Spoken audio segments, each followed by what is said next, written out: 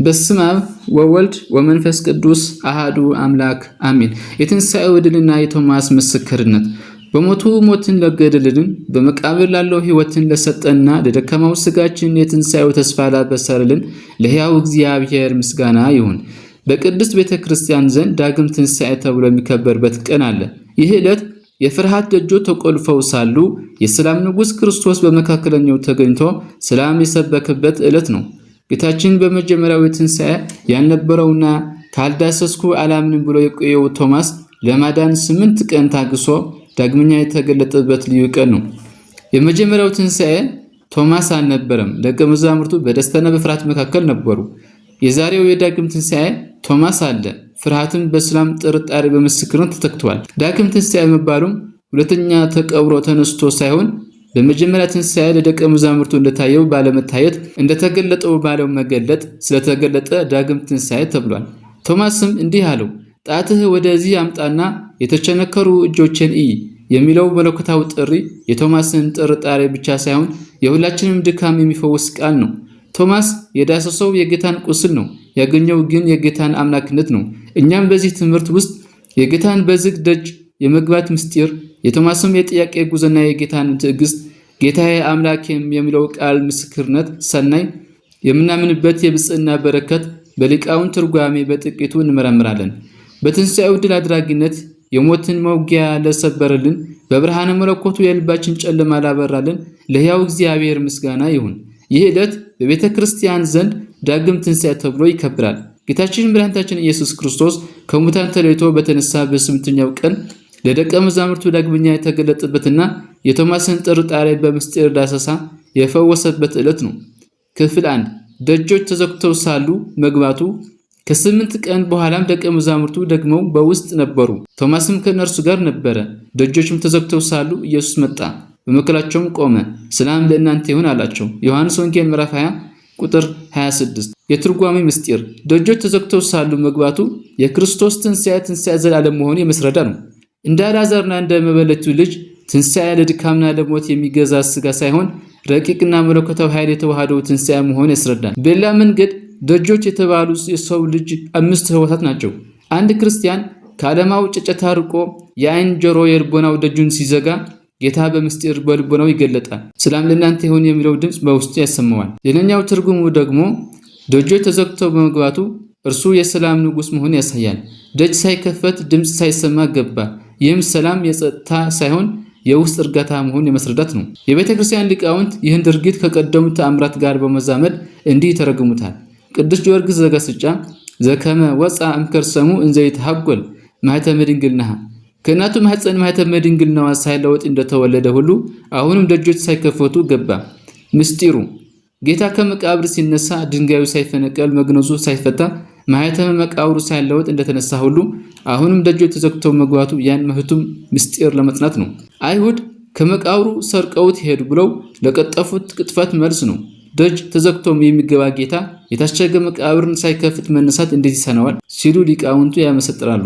ጌታችን እኔ የሕይወት እንጀራ ነኝ ከሰማይ የወረድኩ ነኝ እንዳለ ዮሐንስ ወንጌል ምዕራፍ 6 ቁጥር 51 ሰማያዊነቱ በስጋዊ ግድግዳና በር አይገደብም። በትንቢተ ሕዝቅኤል 44 ቁጥር 2 ላይ ይህ በር ተዘግቶ ይኖራል እንጂ አይከፈትም፣ የእስራኤል አምላክ እግዚአብሔር ገብቶታልና ተብሎ የተነገረው ትንቢት በልደቱ ብቻ ሳይሆን በትንሣኤው ረቂቅን ይፈጸማል። ይህ ቃል ዛሬ ለእኛ ትልቅ ትምህርት አለው። በፍርሃት ለተዘጉ ልቦች ደቀ መዛሙርቱ አይሁድ በመፍራት ደጆች ተዘግቶ ነበር። እኛም በኑሮ ጭንቀት፣ በበሽታ፣ በፍርሃት፣ በሞት ጥላ ውስጥ ሆነን የልባችን ደጅ ብንዘጋ ጌታ ግን በሮችን አልፎ ሰላም ለእናንተ ይሁን ይለናል። ተስፋ ላጡ 8 ቀን መቆየቱ ጌታ እንደማይዘገይ ነገር ግን በራሱ ጊዜ እንደሚመጣ ያስተምረናል። በሕይወትህ ደጅ የተዘጋ ቢመስልህም የክርስቶስ መለኮታዊ ኃይል ግን ግድግዳውን አልፎ አንተ ጋር ይደርሳል። ሰላም በመጀመሪያ የተናገረው ሰላም የሚል ቃል ነው። ዓለም ሰላም የምትሰጠው በሮች ሲከፈቱና በነፃነት ስንወጣ ነው። ክርስቶስ ግን ሰላምን የሚሰጠው ተጨንቀን በሮች ተዘግተውብን ባልን ወቅት ጭምር ነው። በዚህ በዳግም ትንሣኤ ዕለት ደጆች ተዘግተው ሳሉ የገባው ጌታ በእኛም በኃጢአትና በጭንቀት ተቆለፉ የልባችን በሮች አልፎ ሰላሙን ያወርድልን። አሜን። ክፍል 2 ቶማስም ከእነርሱ ጋር ነበረ። ከ8 ቀን በኋላም ደቀ መዛሙርቱ ደግሞ በውስጥ ነበሩ፣ ቶማስም ከእነርሱ ጋር ነበረ። ዮሐንስ ወንጌል ምዕራፍ 20 ቁጥር 26። የትርጓሜ ምስጢር ጌታችን ትንሣኤውን ለመግለጥ 8 ቀን መቆየቱ ለምን እንደሆነ መተርጉማን ሲያብራሩ ቶማስ ለብቻው ተገልጦለት ቢሆን ኖሮ ሌሎቹ በሰሙት ጊዜ እንደተጠራጠሩ እርሱም ባየ ጊዜ ምትሃት ነው ብሎ ዳግም እንዳይጠራጠር ከወንድሞች ጋር ሆኖ በጽኑ ቃል ሊመሰክር ነው ይላሉ። አንድም 8 ቀን መቆየቱ የዚህን ዓለም ሳምንታት አልፎ የሚመጣውን 8ኛው ሺህ ወይም የዘላለም ሕይወትን ያመለክታል። ትንሣኤ የዘላለም ሕይወት መጀመሪያ መሆን ለማሳየት በ8 ቀን ተገለጠ። ሊቃውንት ቶማስን ሀጣ ወረከበ አጣና አገኘ ይሉታል። በመጀመሪያው ዕለት ባለመኖሩ በረከቱን አጥቶ ነበር። አሁን ግን በማህበር ውስጥ በመገኘቱ አገኘ። ትዕግስት ጌታችን ቶማስን አልተቆጣውም። እንዴት አታምነኝም ብሎ አላረቀውም። ይልቁንም ስለ አንዲት ነፍስ ሲል ዳግመኛ ተገለጠ። ይህ የሚያሳየው ጌታ የጠፋችውን በግ ፍለጋ እስከ ሲኦል እንደወረደ ሁሉ የጠፋችውን የቶማስ ልብ ለመመለስም 8 ቀን እንደሚታገስ ነው። የአንዲቷ ነፍስ የሳምራዊቷም ያሰሰችው እንደዚህ ነው። 99 በጎ ትቶ አንዱን የመጣው ለዚህ ነው።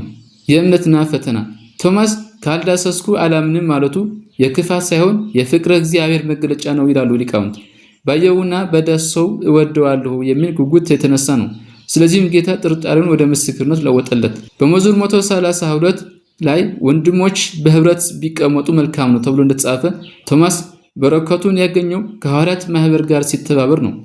ቅዱስ ቄርሎስም ዘእስክንድርያ ሲያስተምር ከቤተ ክርስቲያን የተለየ ሰው የክርስቶስ የሰላም ድምፅ አይሰማም ይላል። ቶማስ መመለሱ የማህበር ጥቅም ያሳያል። ከቤተ ክርስቲያን አንድነት አለመለየት ብዙ ጊዜ በፈተና በጥርጣሬ ውስጥ ሲሆን ከቤተ ክርስቲያንና ከወንድሞቻችን እንርቃለን። ነገር ግን ቶማስ የረዳው ወደ ወንድሞቹ መመለሱ ነው። እኛም በረከትን የምናገኘው በቅዱስ ቁርባንና በማህበር ጸሎት ውስጥ ስንገኝ ነው። የጌታችን ትዕግስት ውድ ኦርቶዶክሳዊ ወንድሞቼ ጌታችን አንተን ለመመለስ ዛሬም ታግሳል።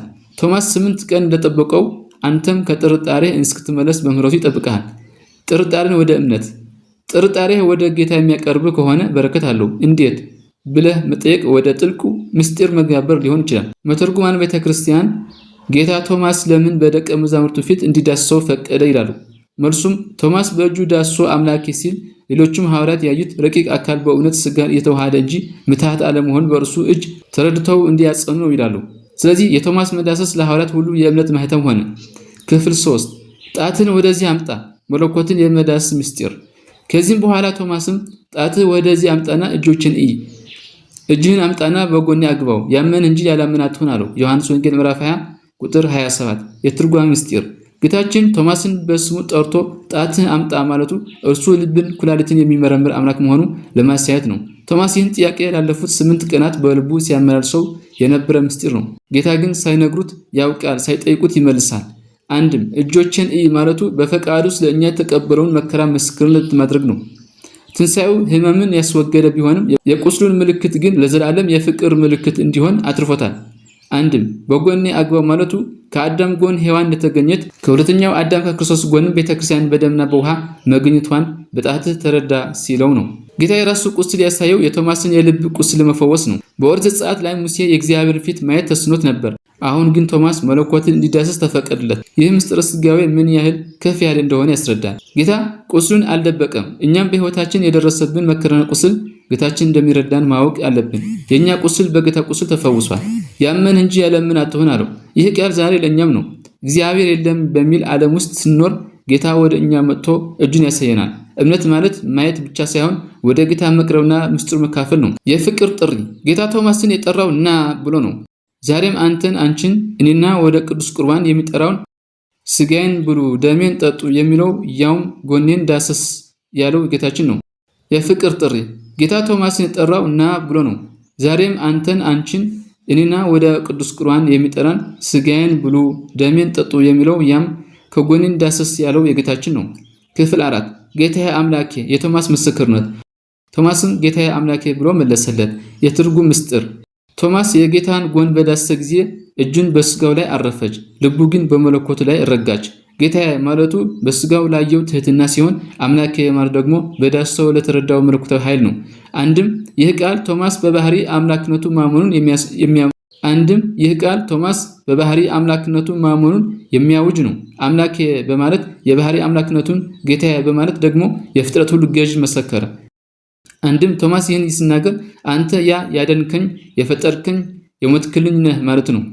ይህ ቃል ምስጢረ ሥጋዌን ያጸናሉ። ኢየሱስ ለሚለው ስም ሁለት ትርጉም አለው። ጌታዬ የሚለው የሰውነቱ ሥራ ሲያመለክት፣ አምላኬ የሚለው ደግሞ የማይሞትና ኃያል መለኮቱን ያመለክታል። በተዋህዶ የከበረውን አምላክ ነው ጌታዬ አምላኬ ያለው። ምስጢረ ተዋህዶ ቶማስ ጌታዬና አምላኬ በማለት በመካከላቸው የሚል የመያዣ መጠቀሙ የተሰቀለውና የተነሳው አካል አንድ መሆን ለማረጋገጥ ነው። የቆሰለው አምላክ ነው፣ አምላክም የቆሰለ ነው የሚለው የሊቃውን ትምህርት በቶማስ አንደበት አተመው። የቶማስ ኃያልነት መተርጉማን ቶማስ ኃያል ይሉታል። ምክንያቱም ሌሎች ሐዋርያት ጌታን አየነው ሲሉ፣ እርሱ ግን አምላኬ ብሎ በይፋ አምላክነቱን በቤቱ ውስጥ በመጀመሪያ መሰከረ እርሱ መሆን ነው። መዝሙር 34 ቁጥር 23 ላይ ቅዱስ ዳዊት አምላኬና ጌታዬ ሆይ ብሎ የተነበየበት ትንቢት ዛሬ በቶማስ አንደበት ተፈጸመ። ሐዋርያው ቅዱስ ጳውሎስ በሥጋ የተገለጠ አምላክ አንደኛ ጢሞቴዎስ ምዕራፍ 3 ቁጥር 16 እንዳለው ቶማስም በሥጋ የተገለጠውን አምላክ በጣቱ ዳስሶ በልቡ አመነ። የግል ምስክርነት ቶማስ አምላክ ነው ብቻ አላለም፣ አምላኬ አለ እንጂ። እምነት የእኔ ሲሆን ኃይል አለው። ክርስቶስም የዓለም መድኃኒት መሆኑ የተገለጠና የታወቀ ቢሆንም የእኔ መድኃኒት ብሎ መድኃኒቴ ሕይወቴ አምላኬ ብሎ መመስከር ደግሞ ከቶማስ ተምረናል። ከውድቀት መነሳት ቶማስ መጀመሪያ ተጠራጥሮ ነበር፣ አሁን ግን ከሁሉ በላይ አመነ። ይህ የሚያሳየው አንድ ሰው ቢወድቅ እንኳ በጌታ ፊት ንስሐ ገብቶ ከተመለሰ ከበፊቱ በላይ ሊበረታ እንደሚችል ነው። አምልኮ ጌታዬ አምላኬ ማለት የአምልኮ ቃል ነው። በጸሎታችን ቅዳሴያችን ውስጥ ይህን ቃል ስንደግም እኛም እንደ ቶማስ በፊቱ መቆማችን ማሰብ ይገባናል። ቶማስ የጌታን ጎን በዳሰሰ ጊዜ መለኮታዊ እሳቱ የጥርጣሬውን ዝገት አቀለጠው፣ የሃይማኖቱን ወርቅ አጠነከረው። እኛም ቃል እግዚአብሔርን ስናጠና ምስጢሩን ስንመረምር የልባችን ዝገት ጠፍቶ ለእምነት እንድንበቃ ምስጢሩ ይረዳናል። እግዚአብሔር አምላክ ልቦናችን ያብራልን። ወስብሐት ለእግዚአብሔር ወለወላዲቱ ድንግል ወለመስቀሉ ክቡር አሜን።